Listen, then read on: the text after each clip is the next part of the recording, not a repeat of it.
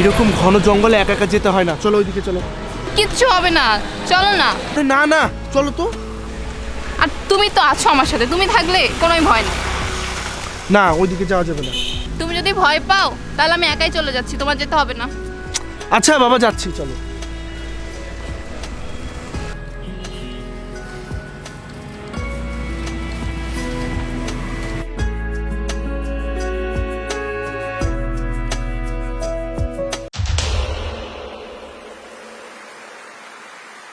রেবা তুমি ভয় পেও না, আমি আছি। তোদের দুজনের কাছে যা যা আছে, মোবাইল, মানি ব্যাগ, টাকা পয়সা যা কিছু আছে সব কিছু দিয়ে দে তাড়াতাড়ি। তুই দে দে দে দে দে দে। এই তোর সোনা কই? দে দে দে দে, আন্টি দে, তাড়াতাড়ি খুলে দে, অত সময় নেই, দে। জি ভাই, ভাই আপনারা যা যা চেয়েছেন সব কিছু দিয়েছি ভাই, আমাদেরকে এবার প্লিজ যেতে দিন। তোরা দুজনে নির্জন বনে কি করছিস? আর এই মেয়েটা তোর কি হয়? মেয়েটা আমার গার্লফ্রেন্ড হয়। আমরা একটু এদিক সেদিক ঘোরাফেরা করছিলাম ভাই।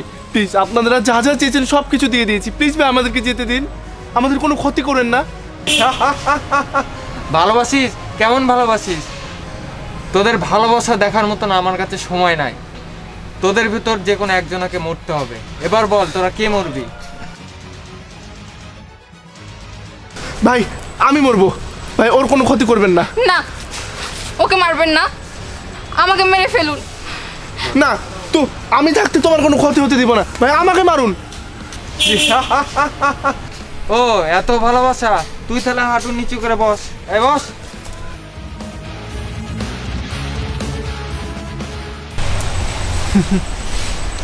হ্যাঁ একটু উঠবেন।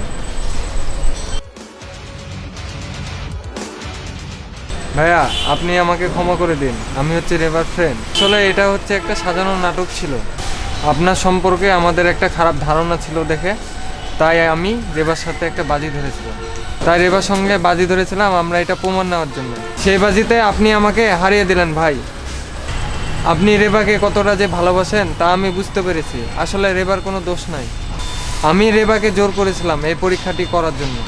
আপনি আমাকে দয়া করে ক্ষমা করে দিন।